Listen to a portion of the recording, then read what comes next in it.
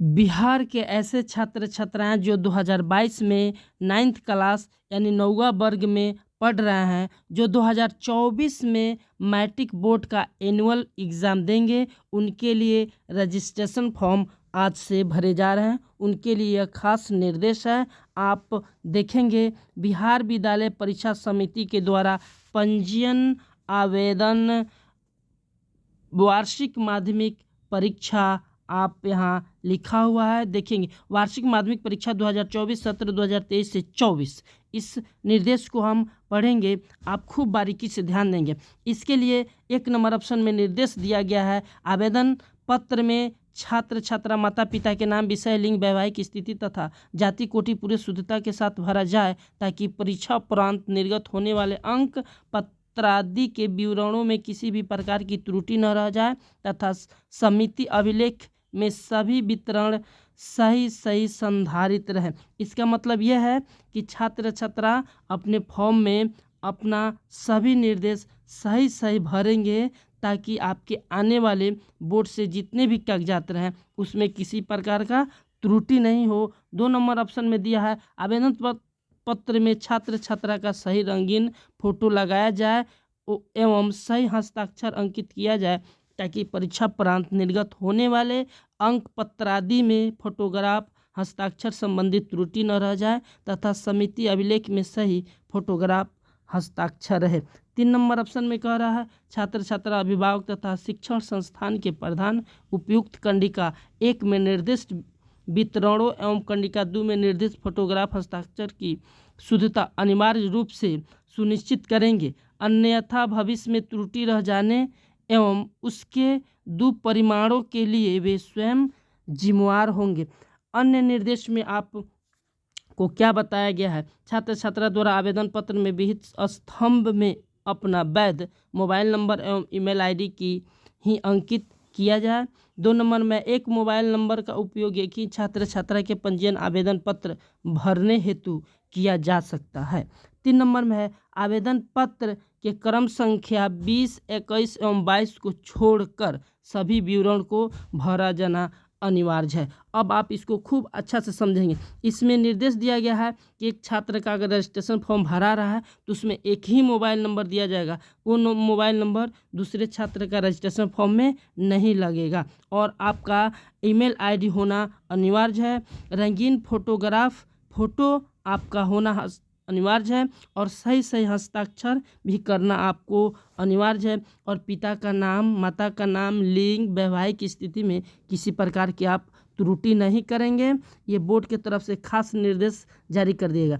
अब आपका शुरू हो रहा है आपका रजिस्ट्रेशन फॉर्म में यह निर्देश दिया गया है कि आपको सिर्फ रंगीन फोटोग्राफ ही लगाना है। जहाँ पे टिक किया गया रंगीन फोटोग्राफ, ऐसे ही रंगीन फोटोग्राफ आपको लगानी है। उसके नीचे आपको जो ये बॉक्स दिख रहा है, इसी बॉक्स में आपको हस्ताक्षर यानी सिग्नेचर करना है, ठीक है।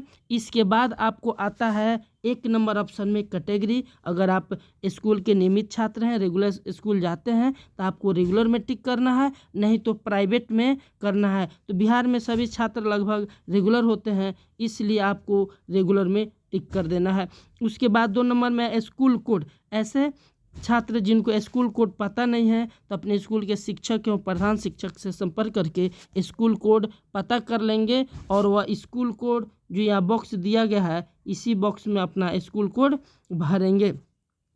3 नंबर ऑप्शन में आपको दिया गया है स्कूल का नाम। अगर स्कूल का नाम भी आपको पता नहीं है तो स्कूल के शिक्षक से संपर्क करके स्कूल का नाम पता करेंगे, और इस बॉक्स में स्कूल का नाम भरेंगे। तो स्कूल का नाम अगर एक शब्द आप लिख लेते हैं तो शब्द को छोड़ देना है। एक शब्द के लिखने के बाद एक बॉक्स को छोड़ के फिर दूसरे बॉक्स को शुरू करना है। उसके बाद 4 नंबर ऑप्शन में आपको दिया गया है परीक्षार्थी का नाम। अगर आप एग्जामिनर कैंडिडेट हैं तो ऊपर वाले कॉलम में सबसे पहले आपको हिंदी में नाम लिख देना है। उसके बाद नीचे वाले जो बॉक्स दिए गए हैं, इसमें आपको अंग्रेजी में नाम लिखना है। उसके बाद आपके माता का नाम आता है तो माता का नाम भी सबसे पहले हिंदी में लिखना है। जो टिक किया गया है उसमें हिंदी में लिखेंगे, और जो बॉक्स बनाया गया है इसमें आप अंग्रेजी में माता का नाम भरेंगे। उसके बाद आपको आ रहा है पिता का नाम। तो ऐसे भी पिता का नाम आप लिखेंगे तो जो सबसे पहले टिक किया गया है इसमें पिता का नाम हिंदी में लिखेंगे, और जो बॉक्स दिया गया है इस बॉक्स में पिता का नाम अंग्रेजी में लिखेंगे। उसके बाद 7 नंबर ऑप्शन में आ रहा है आपका जन्म तिथि। तो जन्म तिथि भरने के लिए 7 नंबर में ये जो दिया गया है बॉक्स, इस बॉक्स में अपना जन्म तिथि भर देंगे। उसके बाद आपको 8 नंबर में आता है जेंडर। अगर आप मेल है तो मेल पर टिक करेंगे, फीमेल है तो फीमेल पे टिक करेंगे। उसके बाद आता है नेशनलिटी यानी भारतीय। अगर आप इंडियन है तो इंडियन पर टिक करेंगे और नहीं तो अदर में कर देंगे। उसके बाद आपके आते हैं जाति। अगर जनरल जाति से हैं जैसे पंडित जी, राजपूत, भूमिहार, जितने लोग आते हैं जनरल में तो आप जनरल में टिक मारेंगे। अत्यंत पिछड़ी जाति से हैं तो ईबीसी में टिक मारेंगे, और ओबीसी से हैं तो ओबीसी में टिक मारेंगे। एससी एसटी में है तो एससी एसटी में टिक मारेंगे। आप जिस जाति से बिलोंग करते हैं उस जाति में आपको टिक करना पड़ेगा।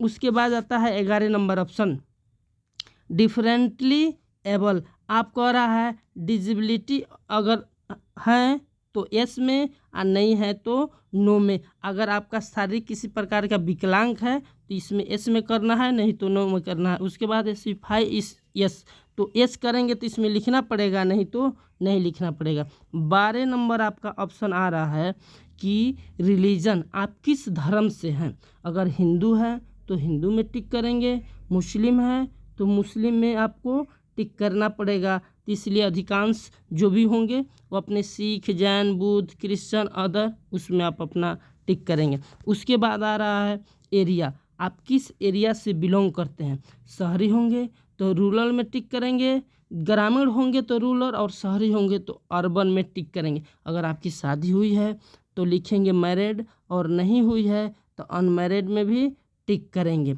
ठीक है। उसके बाद आता है 15 नंबर ऑप्शन में आपके मोबाइल नंबर। तो अगर आपके जो भी मोबाइल नंबर आप दे रहे हैं उसमें 15 नंबर ऑप्शन में आपको टिक करना पड़ेगा, यानी भरना पड़ेगा। बॉक्स के अंदर मोबाइल नंबर आपको भरने पड़ेंगे। उसके बाद आ रहा है 16 नंबर ऑप्शन।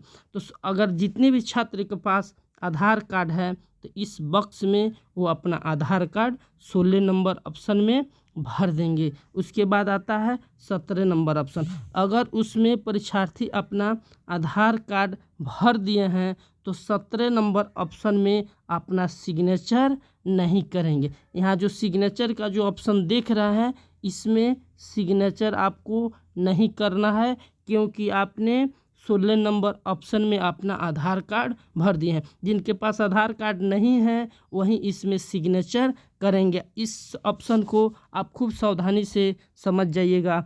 उसके बाद शुरू होता है 18 नंबर ऑप्शन। 18 नंबर ऑप्शन में बोला जा रहा है कि इसमें आपको ईमेल आईडी भरना है, और 19 नंबर ऑप्शन में आपका एड्रेस भराएगा, जो आपका घर का एड्रेस है, और उसके पिन कोड भरना बिल्कुल अनिवार्य है। एड्रेस में जैसे विलेज लिख देंगे या ग्राम लिख देंगे तो लिखने के बाद एक बॉक्स छोड़ के तब वो अपना गांव का नाम लिखेंगे।